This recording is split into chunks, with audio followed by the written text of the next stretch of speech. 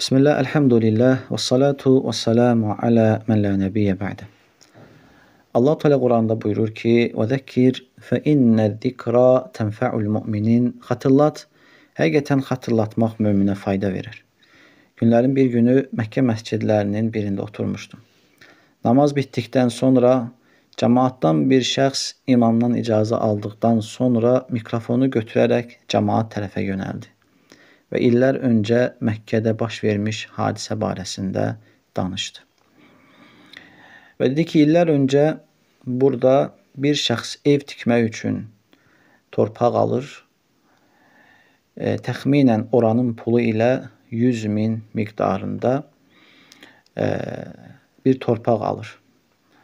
Və Məkkənin də adəti elədir ki, dağlıq yer olduğuna görə, dağlıq, qayalıq yer olduğuna görə və həmçinin də evlərin su xəzzanı evlərin altında inşa edildiyinə görə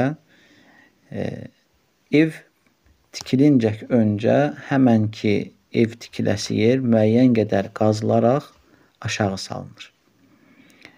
Və qaya olduğuna görə bu prosesdə çətin və bir xeyli də vaxt aparır. Çünki patlatmağa icazə yoxdur Məkkədə. Yəni bu ərəfədə həmən ki qazıntı zamanı həmən ki torpağın sahibi aldığı torpaqdan bir xəzinə tapır. İllər öncəyə aid olmuş bir xəzinə tapır. Və həmən ki xəzinəni dövlətə təhvil verir.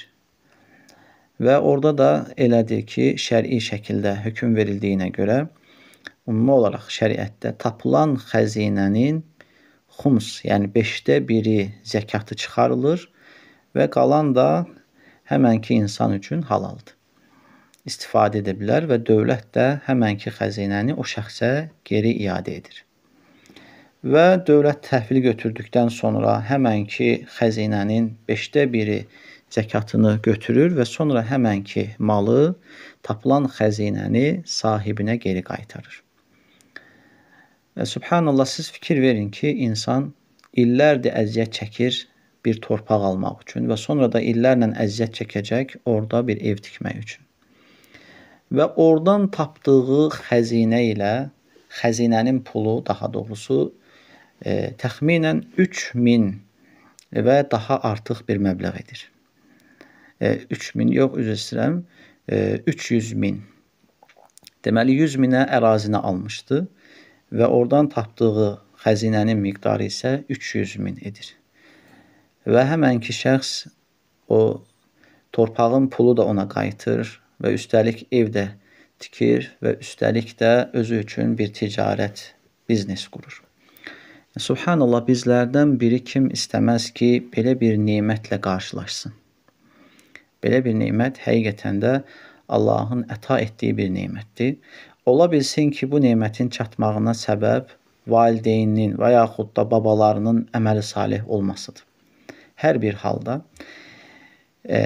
əsas bizə lazım olan buradakı Peyğəmbər sallallahu aleyhi və səlləmin hədisinin nə qədər insana sevinc verəcəyidir axirətdə, cənnətdə. Fikir verin, dünyadaykən insan belə bir xəzinə ilə rastlaşarsa, nə qədər sevinər, xoşbəxt olmasına səbəb olar və dünya və axirət səadətinə çatmasına səbəb olar. Rahat həyat yaşayar və Allaha daha rahat şəkildə ibadət edər və evladlarının Allahın dinini öyrənməsi üçün müəyyən qədər o puldan xərcləyər. Həm dünyası, həm də axirəti üçün xoşbəxt olmasına səbəb olar. Və görün Peyğəmbər sallallahu aleyhi və səlləm nə deyir?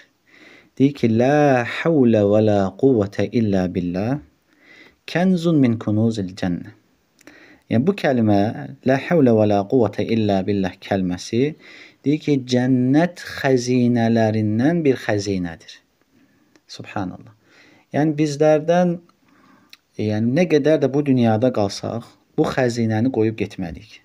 Evladlarımıza və yaxud da ki, istəmədiyimiz bir şəxslərə bunu qoyub getməliyik. Amma cənnətdə tapılan xəzinə orada əbədiyyən bizdə qalacaqdır. Ona görə bizim üzərimizə düşən la havlə və la quvvətə illə billah kəlməsini çoxaltmaq. Yəni necə ki o insan dünyada o şəkildə sevindi və xoşbəxt olmasına səbəb oldu. Sevinci üzərinə sevinc gəldi. Eləcə də insan la havlə və la quvvətə illə billah zikrini çox edərsə, o insanın cənnətdə sevinci üzərinə sevinci artmasına və həmçində cənnətdə bir xəzinəyə və xəzinələrə sahib olmasına səbəb olar. Allahdan istəyirəm ki, Allah-u Teala bizə bu zikri daim etməyə müvəffəq etsin və bizi bu zikir üzərində davamiyyətli olmağa və çox etməyə və başqalarına da çatdırmağa müvəffəq etsin. Əmin.